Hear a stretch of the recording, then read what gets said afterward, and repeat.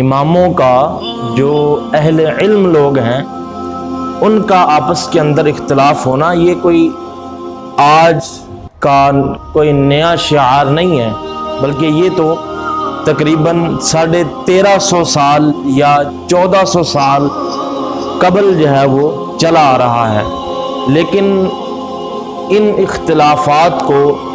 اپنی ذاتیات کا نام دے دینا اور اپنی انا کا مسئلہ بنا لینا، اس معاملے نے اس وقت جو مسلک حق ہے، سب سے بڑی جو جماعت، اس کو بہت زیادہ جو ہے وہ نقصان پہنچایا ہے۔ اور اس قدر نقصان پہنچایا، ہر ایک عالم دوسرے عالم کے خلاف ہے۔ اختلافی جو مسائل ہیں اس کو عزت اور بےزتی اور ہار اور جیت کا مسئلہ جو ہے وہ بنا لیا ہے۔ دوستو، یہی وہ معاملہ ہے اور یہی وہ ایک طریقہ کار ہے اور یہی عمل ہے کہ جس نے ہمارے اس مسلک کو پارا پارا کر کے رکھ دیا ہے۔ آج ایک امام دوسرے امام کو دیکھنا نہیں چاہتا، آج ایک عالم دوسرے عالم سے سیدھے منہ بات نہیں کرنا چاہتا۔ یہ صرف علماء تک فتنہ محدود نہ رہا، بلکہ یہ اب لوگوں کے اندر بھی کنورٹ ہو چکا ہے۔ یعنی ہر مسجد کے جو مقتدی ہیں وہ یہ کہتے ہیں کہ ہمارا امام صحیح ہے اور جو دوسرے ہیں وہ ٹھیک نہیں ہیں، اور کئی یہ کہتے ہیں کہ میں فلاں جگہ پہ گیا تھا، وہ عالم تو منہ پہ بات کرتے ہیں، وہ تو سچی بات کرتے ہیں، میں نے ان جیسا کوئی نہیں دیکھا۔ یعنی کسی جگہ پہ یہ فتنہ برپا ہے کہ اپنے مسجد کے عالم کو ہی سب کو سمجھا جاتا ہے اور دوسرے کو کچھ نہیں سمجھا جاتا، اور دوسری طرف کچھ ایسے ہیں کہ جو دوسروں کو ترجیح دیتے ہیں اور اپنے جو مسجد کے عالم ہیں ان کو وہ کچھ نہیں سمجھتے۔ اور اب ہم علماء لوگوں کے درمیان محبتیں کیا پیدا کریں گے کہ آپس کے اندر ہی جب ہماری محبتیں قائم نہ رہی تو پھر لوگوں کے درمیان ہم محبت قائم کس طرح کرنے کی امید رکھ سکتے ہیں؟ جب تک ہمارے درمیان محبتیں قائم نہیں ہوگی اور ہمارے درمیان الفتیں نہیں بڑھیں گی، ہم اتنی دیر تک اپنے چاہنے والوں کے دلوں کے اندر ایک دوسرے کی محبت نہیں ڈال سکتے۔ خدا را اس پرفتن دور کے اندر ایک دوسرے سے جڑیں، ایک دوسرے سے منسلک ہو جائیں اور ایک دوسرے کے ساتھ جو ہے وہ مل جائیں، ایک عالم دوسرے عالم کا بازو بن جائے۔ عالم کا مقام کم ہے کہ قیامت کا دن ہوگا اور جب ایک حاجی آئے گا تو حضور علیہ السلام اس کو اپنے ہاتھوں سے حوض کوثر سے جام پلائیں گے۔ پھر ایک نمازی آئے گا، ایک روزے دار آئے گا، کوئی حج کرنے والا، صدقہ خیرات کرنے والا، لوگوں کے ساتھ صلہ رحمی کرنے والا، ہر بندے کو حضور علیہ السلام اپنے ہاتھ سے جام پلائیں گے اور پیالے خود اپنے ہاتھوں سے آقا علیہ السلام عطا فرمائیں گے۔ لیکن جب عالم دین آئیں گے، حافظ آئیں گے، آقا علیہ السلام فرمائیں گے کہ اے فرشتوں، ان پیالوں کو ہٹا دیا جائے، ان پیالوں کو اس حوض کوثر کے پاس سے دور کر دیا جائے۔ عرض کیا جائے گا کہ حضور، یہ آج کا دن تو علماء کی عزت کا دن ہے اور انہوں نے تو آپ کی دین کے اوپر پہرا دیا تھا اور انہوں نے آپ کے دین کو پھیلایا تھا اور آپ نے سب کو پلا دیا ہے، اور اب ان کو پلانے کی باری آئی ہے۔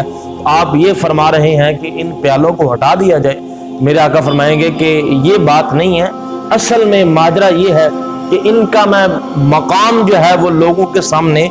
رکھنا چاہتا ہوں، اور وہ مقام کیا ہے کہ حضور صلی اللہ علیہ وسلم فرمائیں گے کہ دوسروں کو میں نے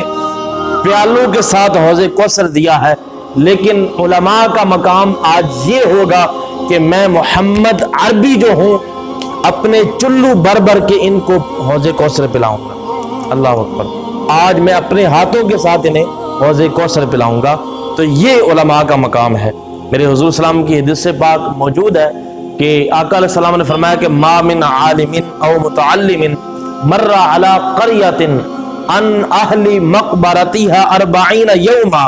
میرے آقا فرماتے ہیں کہ جب دین کا عالم یا متعلم، دین پڑھنے والا یا دین پڑھانے والا، جب کسی بستی کے اندر سے گزر جائے تو اللہ تعالیٰ اس بستی کے قبرستان والوں کے اوپر سے 40 دن کے لیے عذاب اٹھا لے گا۔ اللہ اکبر، یہ علماء کا مقام ہے۔ یہاں پہ دیکھیں کہ عالم دین قبرستان کے پاس سے نہیں گزرا، بستی کے اندر سے گزرا ہے، اور رب نے عالم دین کے گزرنے کا فائدہ یہ پہنچایا کہ بستی کا جو قبرستان ہے